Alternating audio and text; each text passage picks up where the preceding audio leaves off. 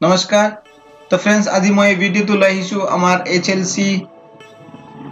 যিসকল ছাত্ৰ ছাত্ৰীসকলে মেট্ৰিক দিব এই বছৰ তেওঁলোকৰ কাৰণে ইয়াৰ আগতে মই সোশ্যাল সায়েন্সৰ ওপৰত বহুতো কোৱেশ্চন লৈ আহিছিলো আৰু আনসাৰ দিছিলো আজি মই এখন স্যাম্পল পেপাৰ লৈ আহিছো যত MCQ কোৱেশ্চন লগতে 1 মাৰ্কৰ আৰু 2 মাৰ্কৰ কেইটামান কোৱেশ্চন আছে যোনটা খুব ইম্পৰ্টেন্ট হয় তাৰে লগতে মই আনসাৰ দিম তো ছাত্ৰ ছাত্ৰীসকলে ভিডিঅ'টো ভালদৰে চাই যেন আৰু লাইক কৰি দিয়ে যেন तो आजिर फार्स्ट क्वेश्चन तो चाबो तेजपुरर विमान बंदरत थका ठाईखনৰ नाम মন কৰক মই আনসাৰ কৈ দিম অপচন দেখা পাইছে নিশ্চয় সাদিটা লীলাবাড়ী মোহনবাড়ী বৰৈয়া ইয়া খাল নিবাড়ী তো ইয়াৰ আনসাৰ কি হ'ব আমি নিশ্চয় জানে আনসাৰ হ'ব খাল নিবাড়ী ওকে নেক্সট क्वेश्चन মুদ্ৰাৰ লিখিত মূল্য ইয়াৰ ধাতু মূল্যতকৈ বেছি হলে তাক কি বোলে तो फ्रेंड्स ताक प्रतीक मुद्रा बोले ओके नेक्स्ट क्वेश्चन असहयोग आंदोलनर एबिध गठनमूलक कार्यकारी आंसर हबो जत रथ खुटा कटा ओके नेक्स्ट क्वेश्चन तो আহিল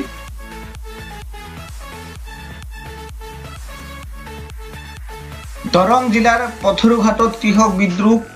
হৈছিল ডট ইয়াৰে কোনটো সনত পথৰুঘাটত কৃষক বিদ্ৰোহ হৈছিল নিশ্চয় জানে ছাত্ৰ ছাত্ৰীসকলে তো ইয়াৰ আনসাৰ হ'ব 1894 সনত ওকে সন্মিলিত সৰকাৰ সম্ভৱ হয় কেতিয়া অপচন নিশ্চয় দেখা পাইছে তো ইয়াৰ আনসাৰ হ'ব বহুদলীয় সৰকাৰত ওকে নেক্সট কোৱেশ্চন আহিল এৰ আনসাৰ কিটা মই কৈ যাম এছিয়া মহাদেশৰ কিমান শতাংশ মানুহ মৌসুমী অঞ্চলত বসবাস কৰে ওকে কিমান শতাংশ মানুহ মৌসুমী অঞ্চলত বসবাস কৰে তো ইয়াৰ আনসাৰ হ'ব 75 শতাংশ ওকে নেক্সট অসমৰ কত মৰাপাথৰ কল আছে তো ইয়াৰ আনসাৰ হ'ব শিলঘাটত অসমৰ শিলঘাটত মৰাপাথৰ কল আছে नेक्स्ट दिसे भारतर कुंटू परिकल्पना दारिद्र दूरीकৰণৰ ওপৰত অগ্ৰাধিকাৰ দিয়া হৈছিল आंसर হ'ব পঞ্চম পৰিকল্পনাত দ্বিতীয় ঘূৰণীয়া মেজমেল কোন সনত অনুষ্ঠিত হৈছিল তো फ्रेंड्स ইয়াৰ आंसर হ'ব 1931 সনত नेक्स्ट दिसे শিলঙৰ স্থানীয় খাসী নাম কি তো ইয়াৰ आंसर হ'ব येडू नेक्स्ट क्वेश्चन दिसे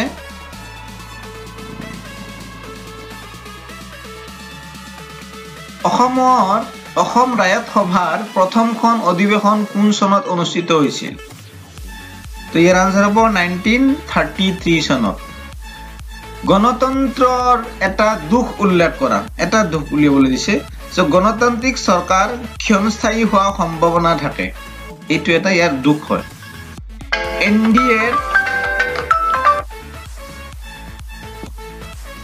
ओके एनडीए सरकार सम्पूर्ण अर्थ की तो फ्रेंड्स एनडीए सरकार सम्पूर्ण अर्थ हल नेशनल डेमोक्रेटिक एलायंस माने यार सम्पूर्ण नाम यूपीए আছে যেনে ধৰণৰ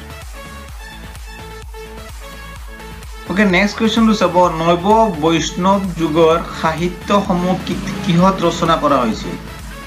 নৱ বৈষ্ণৱ যুগৰ সাহিত্য সমূহ কিহত ৰচনা কৰা হৈছিল তো ইয়াৰ আনসাৰ হ'ব খাসিপাত আৰু তুলাপাতত ओके नेक्स्ट दिसे निरापत्ता परिषदर स्थायी सदस्य पाँचखনৰ नाम যেটো নিশ্চয় জানে চীন ফ্ৰান্স ৰাছিয়া ব্ৰিটেন আৰু মাৰ্কিন যুক্তৰাষ্ট্ৰ ওকে আমি নেক্সট কোৱেশ্চনলৈ যাও দুটা পাৰ্থক্য লিখা মানৱ সৃষ্ট সম্পদ আৰু মানৱ সম্পদ মন কৰক দুটা পাৰ্থক্য লিখা মানৱ সৃষ্ট সম্পদ আৰু মানৱ সম্পদ ওকে तो यार आंसर আমি এনে ধৰণে লিখিব পাৰো ছাত্ৰ ছাত্ৰীসকলে ভালদৰে চালে হয় যে এক সাইডত মানৱ সৃষ্ট সম্পদ আনপানে মানৱ সম্পদ এপিনে নাম্বাৰ 1 ত লিখিলে হল প্ৰাকৃতিকভাৱে পোৱা সম্পদৰ উপৰিও যিবোৰ সম্পদ মানুহে নিজে তৈয়াৰ কৰি লয় তাক মানৱ সৃষ্ট সম্পদ বোলে আকে মানৱ সম্পদ কি সম্পদৰ উৎপাদক আৰু সৃষ্টিকৰ্তা হিচাপে মানুহকো এক প্ৰকাৰৰ সম্পদ হিচাপে গণ্য কৰা হয় ओके नेक्स्ट प्रযুক্তি घर दुआर रास्ता घाट उद्योग कारखाना इत्यादि हल मानव सृष्ट सम्पद আকৌ মানৱ সম্পদ আনহাতে বৃদ্ধ সৰু ল'ৰা ছোৱালী ৰোগীয়া লোক আদিৰ বাহিৰে কাম কৰিবলৈ সমৰ্থবান সকলোকে মানৱ সম্পদ বোলে তো নেক্সট কোৱেশ্চন দিছে অসমৰ দুবিধ কুটিৰ শিল্পৰ নাম লিখা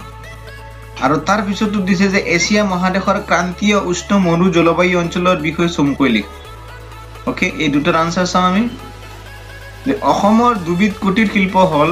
বোৱা কটা আৰু কাঁহ আৰু পিতলৰ সাজ বাচন তৈয়াৰ কৰা ক্ৰান্তীয় উষ্ণ মৰু জলবায়ু অঞ্চল চাব ভাৰতবৰ্ষৰ থৰ মৰুভূমি আফগানিস্তান দক্ষিণ ইৰাণ আৰু ভূভাগ এই অঞ্চলৰ অন্তৰ্গত ইয়াত উত্তাপ যথেষ্ট বেছি দিন ৰাতি উত্তাপৰ তাৰতম্য বেছি গ্ৰীষ্মকালৰ গড় উত্তাপ 35 ডিগ্ৰী সেন্টিগ্ৰেড বৰষুণৰ পৰিমাণ এই অঞ্চলত অতি কম ইয়াৰ জলবায়ু শুকান নেক্সট আছিল ধনাদেশ মুদ্ৰা কি যে বৰ্তমান যুগৰ বিভিন্ন লেনদেনৰ ক্ষেত্ৰত ধনাদেশ বহুল ব্যৱহাৰ দেখিবলৈ পোৱা যায় কিন্তু ধনাদেশ বিহিত মুদ্ৰা বা প্ৰকৃত মুদ্ৰা নহয় অৱশ্য প্ৰকৃত মুদ্ৰা নহলে অতি কম সময়ৰ ভিতৰত ধনাদেশ এখন মুদ্ৰালৈ ৰূপান্তৰিত কৰিব পৰা যায় সেই কাৰণে ধনাদেশক নিকট মুদ্ৰা বুলি কোৱা হয় কে আন কোৱেশ্চন সমূহ চাই লওঁ ই এফ কি দিয়া আছে ওকে তো ধনাদেশ মুদ্ৰা বিষয়ে লিখিলো আমি এইবাৰ চাব পথৰুঘাটৰ কৃষক বিদ্ৰোহৰ কাহিনী কোনে আৰু কোনখন পুথিত লিপিবদ্ধ কৰি থৈছিল হচ্ছে খামসা আৰু তাৰিখ ই আলফিৰ লিখক দুজনৰ নাম ক্ৰমান্বয়ে লিখা আৰু লাষ্ট কোৱেশ্চন দিছে আন্তৰ্জাতিক ন্যায়ালয়ৰ দুটি ক্ষমতা আৰু কাৰ্য লিখা ওকে এই তিনিটাৰ আনসাৰ চাও আমি এতিয়া তো ফাৰ্ষ্টতে হল খামসাৰ লিখক আমিৰ খসৰু আৰু তাৰিখে আলফিৰ লিখক হাফিজ আছিল ওকে আৰু এইটো ই নম্বৰ আছিল আপোনাৰ পথৰুঘাটৰ কৃষক বিদ্ৰোহৰ কাহিনী নৰোত্তম দাসে তেওঁৰ দ্বাৰা ৰচিত দলিত পুৰাণত লিপিবদ্ধ কৰি থৈ গৈছে আৰু জি নম্বৰ আছিল আন্তৰ্জাতিক ন্যায়ালয়ৰ দুটি ক্ষমতা আৰু কাৰ্য হল যে এই ন্যায়ালয়ে ইয়াৰ সদস্য ৰাষ্ট্ৰবোৰৰ কোনো বিবাদ থাকিলে তাৰ বিচাৰ কৰে আনটো হল বিবাদমান ৰাষ্ট্ৰে অন্য ৰাষ্ট্ৰৰ লগত থকা বিবাদ বিচাৰৰ বাবে এই ন্যায়ালয়ৰ ওচৰ চাপিব পাৰে কিন্তু ন্যায়ালয়ে সংশ্লিষ্ট ৰাষ্ট্ৰপতিৰ সন্মতি নথকাকৈ বিচাৰ কৰিব নোৱাৰে